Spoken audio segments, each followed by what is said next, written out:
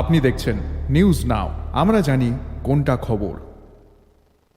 শ্রমকোড বাতিল সহ সরকারের নীতির প্রতিবাদে আগামী 12ই ফেব্রুয়ারি দেশব্যাপী ট্রেড ইউনিয়ন ধর্মঘট সফল করার লক্ষ্যে ত্রিপুরা অটো রিক্সা ওয়ার্কার্স ইউনিয়নের উদ্যোগে ফ্ল্যাগ ও ফেস্টুন লাগিয়ে প্রচার চালানো হয় আগরতলা শহরের বিভিন্ন গুরুত্বপূর্ণ এলাকায়।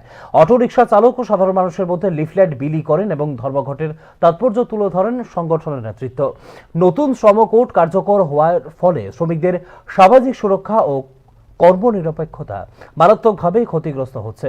ন্যূনতম মজুরি, কাজের সময়সীমা ও সংগঠিত হওয়ার অধিকারের ওপরও এর বিরূপ প্রভাব পড়বে বলে অভিযোগ করে সংগঠন।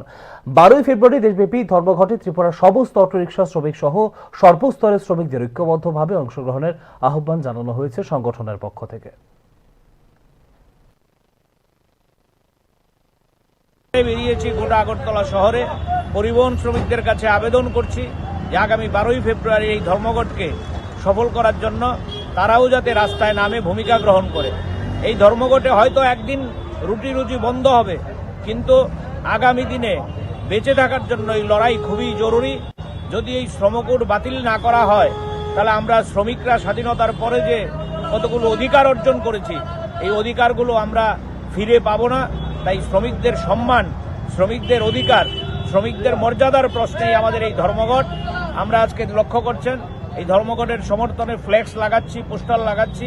আমরা গোটা রাজ্যের পরিবহন শ্রমিক সহ সকল অংশের মানুষের কাছে আবেদন করব তারাও যাতে 12ই ফেব্রুয়ারি এই ধর্মঘটের দিন প্রতিবাদ করে তাদের যানবাহন বন্ধ রেখে বিজেপি সরকারের বিরুদ্ধে ঘৃণা জানিয়ে এই শ্রমকোড প্রত্যাহারের আন্দোলনকে আরো জোরদার করতে পারে।